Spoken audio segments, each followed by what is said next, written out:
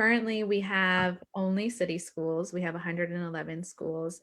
In the future, hoping to expand into the county, but currently we have only city schools. And so I want to just point out a few things before I get started, and it's really saying we always encourage families to create an account just because you can log in and log out and then favorite some of your school options to come back to.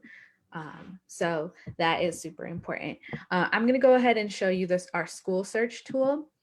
And if you click on this tab right here, and wanting to also name that we don't rank schools. So like I said before, we're not going to say go to this school versus that school. We're not using data to say one school is better than the other, but rather using it as a comparison.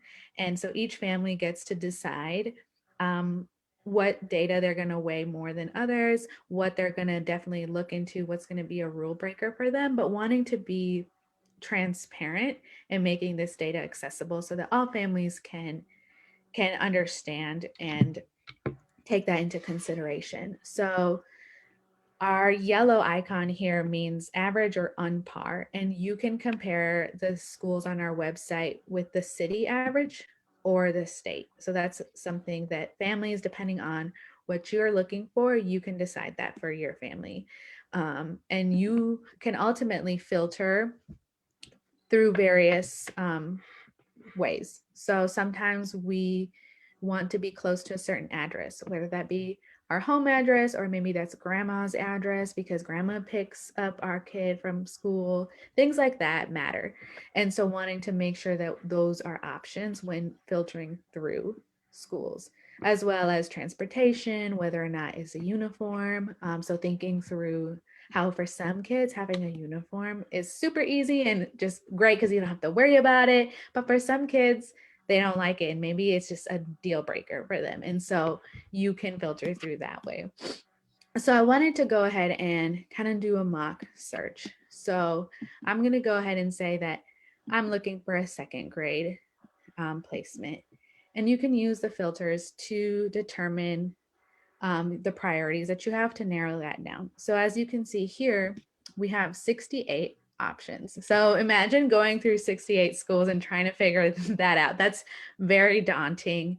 And quite frankly, you shouldn't have to go through 68 websites, right?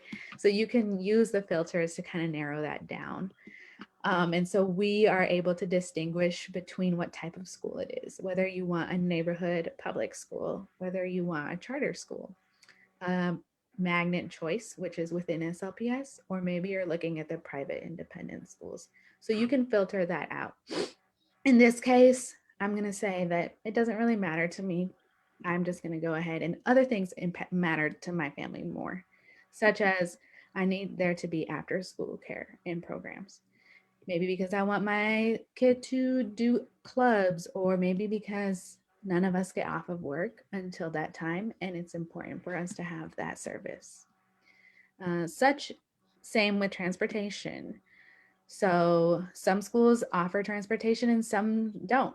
And so wanting to say that is super important. And we can filter through a lot of things here, including a focus, um, student learning, and I'll show you a profile here in a second. But maybe safety is super important and I want lower suspension rates than average. And so I can go ahead and filter that out. And then lastly, I want to make sure that all of these services are covered wherever my child goes to. So maybe this was part of our priorities worksheet and these were my must-haves. So I'm going to go ahead and now we've narrowed down our search from 68 to 16. That's a lot more doable. And so we get a list of elementary schools in the city that offer all the things we filtered through in second grade. And so you can scroll through them. You can favorite a school. So for example, maybe I want to look at Mason.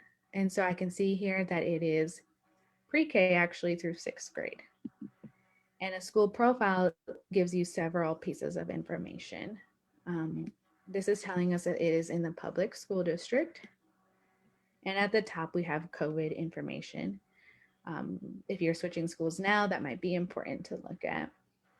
But you have generic information for all of the schools, such as hours, transportation, cost, but also more specific information. So the mission of the school and then some facts. So this portion of our data is provided by the school themselves, but there is a section which we're getting down to that is taken directly from DESE, and we make it accessible and easy to read here so everyone can understand what it means. So the first section is our student diversity.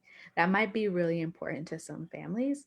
And so this breakdown right here tells you the demographic data, as well as the student learning or the proficiency data. So like I said, we are not here to tell families that one school is better than the other or what to do with this data, but we can sit down and explain to them what does that mean. So in this case, this is the percent of students that score proficient or higher on the state testing. And for some families, that weighs a lot. And for some families, that's not as important, but it's all here. So we have student learning data, safety and climate data, teacher experience as well. That might be really important to families.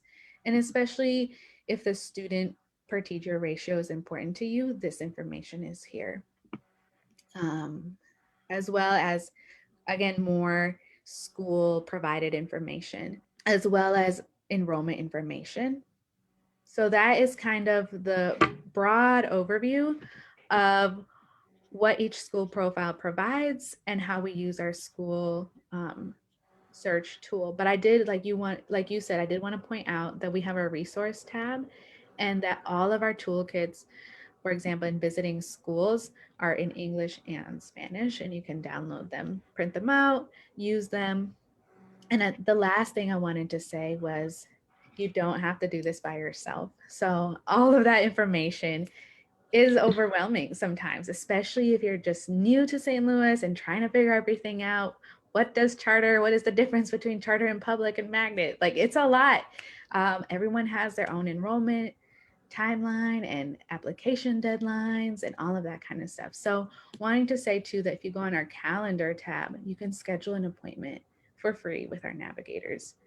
And we have a lot of availability. You ultimately, some of them have a specialty, but all of them can help every family. So you make an appointment, I always say, with the person that fits your schedule the best.